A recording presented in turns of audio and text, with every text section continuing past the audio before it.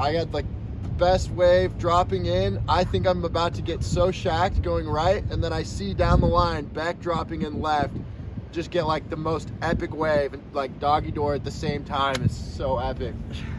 Surfers say and do some pretty weird stuff, like build a Lego surfboard and try to surf it.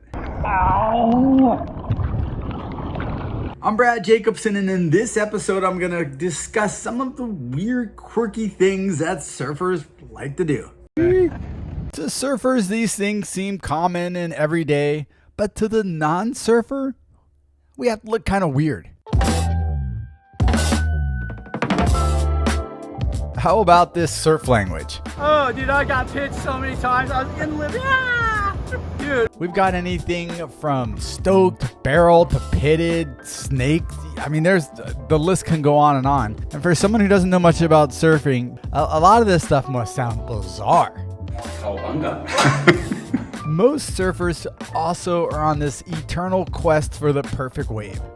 Non-surfers might think surfers are just crazy for chasing waves all over the globe like a pack of wave-chasing nomads. This quest for the perfect wave is a bit different than what the non-surfer looks for in a vacation.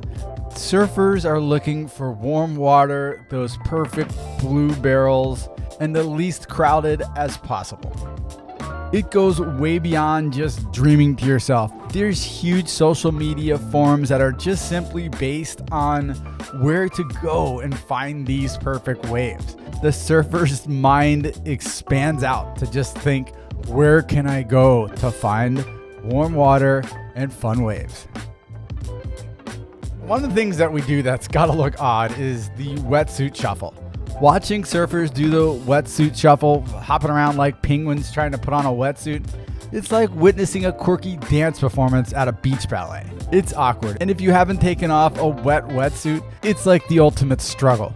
The thing just sucks to your skin, and it's so hard to actually get off. It's hard to describe, but we must look awkward trying to get out of them.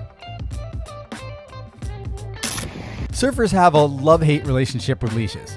Now, non-surfers might wonder why surfers would willingly attach themselves to a surfboard with a leash. If you strip away everything you know about surfing, it's gotta look weird. And it can get stuck between your toes and cause you to do some very weird dancing on your surfboard. Surfers and the art of surf forecasting.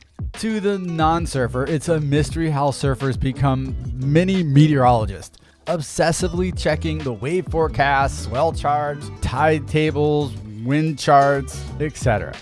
Surfers kind of plan their month out from the long-range surf forecast, so they really want to know what days approximately are swell coming in because there could possibly be the swell of the year, and they don't want to miss it.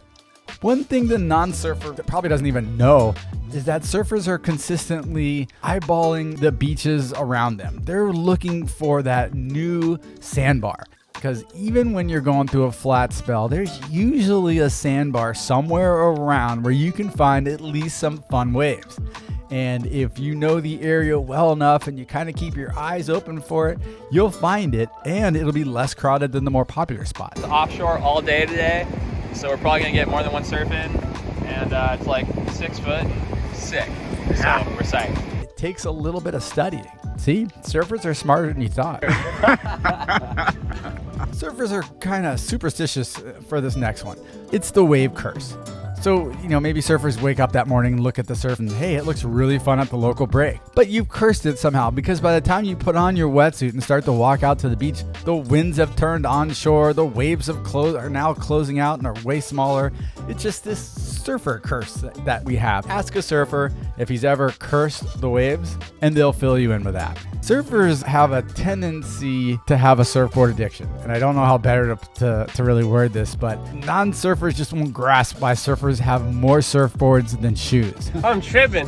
As if they're collecting a vast array of magical wands for different surfing spells. You can go into most surfers' garages and you'll see a ton of different surfboards. They've got shortboards, longboards, mid-length, something for almost every wave that there is, and it's a weird obsession.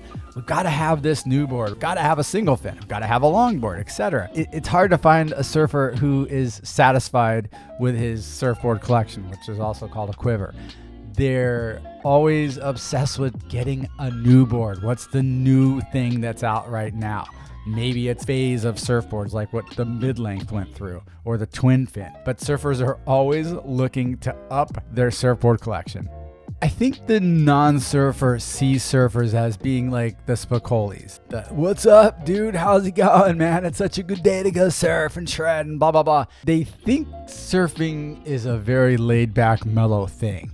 It's really not. Surfers in the water, when it's crowded, can get very aggressive. So it's not quite this laid-back surfer that you see in the movies, etc. There's more aggression, more aggressiveness in the water, especially lately now that the lineups have become more crowded. They're much more aggressive than what the non-surfer thinks.